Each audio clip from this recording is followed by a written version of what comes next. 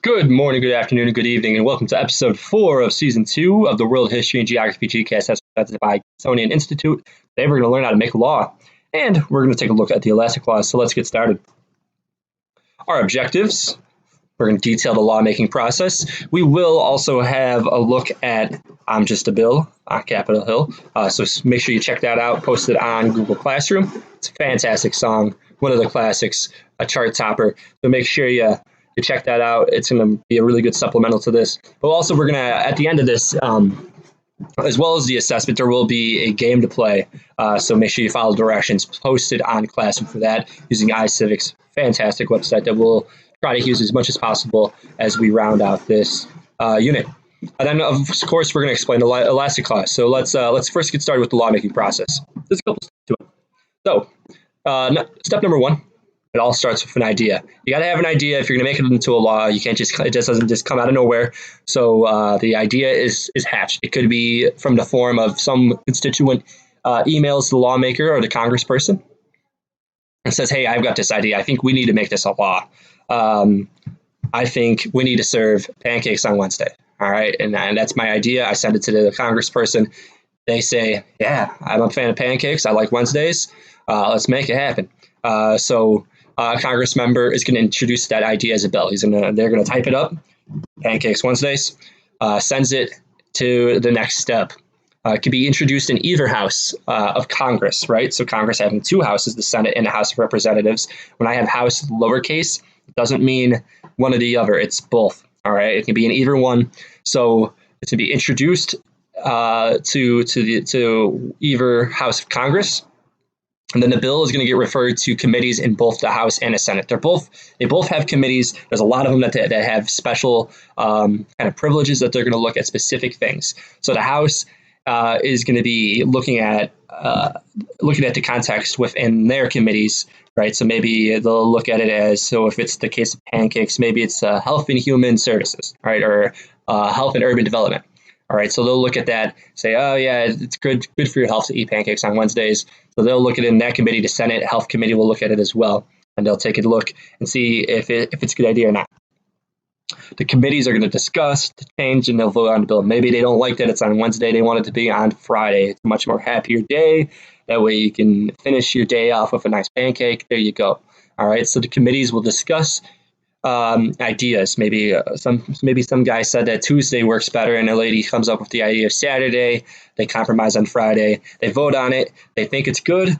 They'll go to the House and Senate for it to be voted on by everyone. All right. So these committees are comprised of smaller groups of people of the House and or Senate, whereas the House and or Senate in step 5, it's everyone. All right. So in the House, it's all 435 people voting on it. In the Senate, it's all 100 people. Whereas in these committees, it's maybe 8 to 12 people. Okay, so the reason that these committees exist is so that it's supposed to be like, okay, yeah, this could work. All right, they don't want to if you just send everything to the House and all 435 people have to vote on that things every day, it would take forever to get anything done. So these committees are there to make sure, is this a good idea? Yes. All right, let's put it up for a vote. If the bill passes both House and Senate, it's time for the president for action. President signs the bill into law, or president vetoes, and then it is overridden by a 2/3 vote in both the House and the Senate. So Congress as a whole needs to override a veto with 2/3 votes. So that means 66%. All right. So let's go back to 6 here. Bill needs to pass both sides. All right. If it passes in the House but doesn't pass the Senate, doesn't work. Passes the Senate, doesn't pass the bill, doesn't pass the House, doesn't work. So it needs to pass both of them. Then it goes to the president. Usually, if it passes both, it's probably going to get passed by the president. All right. Not always. Sometimes the president will veto, right? And that would be like, nope, this ain't going to work. But if the House and the Senate had enough to override this, it doesn't matter, right? So the override means the veto doesn't count. It's thrown out. We're still passing it. Becomes a law anyways. Now, usually that doesn't happen, right? Because why would a president veto a law that's just going to get overridden? You can tell, let's say that the bill passes the House 435-0, and it passes the Senate 100-0, right? No one votes against it in either side of Congress, but the president vetoes it. It might just be the president's way of saying, I don't like what this is about. I know it's going to get overridden, but I just want to go on the record of protesting against it. All right. So it's more of a political move, but it is possible still. It doesn't matter. All right. So now let's move on to some special powers of Congress. This is what they're going to be looking to do. So first, to deal with money. All right. Money is not really the judicial branch. You're going to see they don't look at money. There is a treasury department within the executive branch, but they're not going to be looking at it within the context of taxing the people. All right. So money in Congress. Congress has the exclusive power to raise, borrow, and coin money. Coin money would be like minting it. They also have the power over taxes and borrowing money. So basically all of income is going to be done through Congress.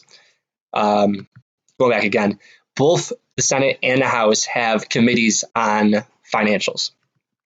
Defense. Congress is in charge of raising armed forces. So if we decide that we need a draft, that's not going to be the president saying, all right, boys, sign up. It's the Congress has to pass a draft. All right, that way, not one person is deciding that we're going to war with all these and putting all these people into military combat. And then also declaring war. Official war can only be declared by Congress. The president can request war, saying, "Hey, we got it." Let's say it's 1941, and a bunch of Japanese people a bunch of Japanese planes just attacked our ships. The president can then hypothetically go to Congress saying, "We just got sneak attacked. Let's go to war," and then they'll vote and they'll go to war. All right. Now the president in history have times created situations. The Mexican-American War is a fantastic example where they purposely ordered troops to get too close to a border, knowing that conflict would happen, and said, "Hey, look, they got into a fight. We got to go to war." And then sometimes Congress will still declare war. But generally speaking, this is supposed to stop the executive branch from having dictator power. All right, you should not have one person deciding that it's time for war. And then some miscellaneous powers are going to include regulating immigration, and also issuing copyrights. All right, commercial trade between states, because someone's got to. That's what the federal government's for, right? To kind of sort things out between the states. The states don't have power over each other; they're equal within each other or amongst each other. So the federal government is going to have to overview that, and that's going to be intrastate commerce. All right. Our last concept here today, elastic clause. In Article 1, Section 8, Clause 18, it states that the legislative branch makes all laws necessary for carrying out government. That basically means everything, right? It could mean anything. Make all the laws you need to make the government work, essentially. And it's meant to be there ambiguously or as an open-ended statement, because the forefathers, when they're writing this, didn't know what's going to be happening. They didn't know COVID would come and shut down half of the nation. They didn't know that we would have the entire world at war twice. All right, there's all these things that there's no way they would have known what's coming ahead. So this allows the Constitution, and it's seen as a living document because it keeps getting added onto. And this is what's made the Constitution work so well, is because if something comes up, Congress has the ability to adjust to it. All right.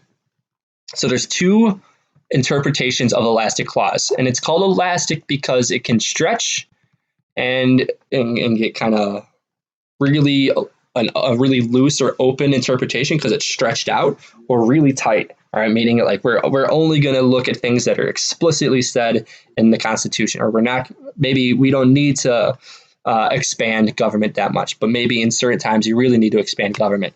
So based on the situation, the clause stretches. All right, it's all just kind of a mindset of do we need a little bit of wiggle room? So if the country, or the Congress needs some wiggle room to kind of make a law happen, this is where they're going to use. If they don't want to, this is the reasoning behind it as well. All right, so an example of stretching the elastic clause, or expressed will be another way, excuse me, not, this would be the opposite. This would be a narrow or a tight representation of the clause. Would be clearly stated powers. These are things that are explicitly assigned to Congress, and this would be an example of a strict elected clause action, and that would be declaring war. It's clearly outlined in the Constitution that Congress has the power to declare war. This is word for word carrying out the laws given in the Constitution. Now, it implied, which is believed to be a power. We think we need to do this in order to make government work. All right. So this is going to be the kind of loose interpretation or the stretched out version. All right. And this would be like regulating airlines. No one thought that we'd be able to fly a plane. All right. Back in 1770s or 1791, they didn't know that we could put a metal object in the air and carry people in it. All right. So, but someone should look over that, right? We just can't have planes flying every which direction. We need someone to look over that. So it's not completely spelled out in the Constitution, but in order to make, this is a law that's necessary to carry out government. So this is implied that Congress needs to step in and make something about this. All right. Similar with cars, right? They didn't know that we'd have machines that are going to replace horses that have motors and wheels. But someone needs to make laws so that we're not driving on both sides of the road in different directions, right? So this is another implied or stretched out interpretation, but it's something that's necessary. Okay. So that's going to wrap up today. It's a quick one, but there's a lot to really go through here. So make sure you check out what I've posted with iCivics. This is a game that's going to literally give you an opportunity. It's called Lawcraft Lawcraft. You're gonna take on you're gonna be able to make a congressperson, and you're going to pick a topic that you're gonna make a law on. And this is what the lawmaking process is like. All right. So I want to make sure that you really understand the lawmaking process, because it'd be important to really understanding how the government works. All right. This is how things get done. The legislative branch, you should I'll give you a sports analogy. You should see the legislative branch as, if we want to use maybe basketball, as like a playmaker. They make things happen. All right. They create plays. Maybe a football analogy. They're a running back or a wide receiver. They're the ones that got to score. They're the ones that have to make plays. All right. They're not worried about making sure if things are going to run smoothly or are going to be fair or not. They just got to make sure that they've got the laws. They're making the laws in place that are necessary to make the government run. They need to make all laws necessary for carrying out the government. All right. So if you have any questions about any of this stuff so far that we've been covering, because I know this is a lot and it's hard to do virtually, but we are able to do this face to face. If you want to see me on Google Meet, go ahead and check me out during the office hours, 12:30 to 1, or email me. I'll be sure to help you out with this. I want to make sure we really understand this. This is critical to really understanding what it's like to be a citizen and what it means to be a citizen. So make sure we really got this down. Other than that, have a good rest of your day, and I'll see you later.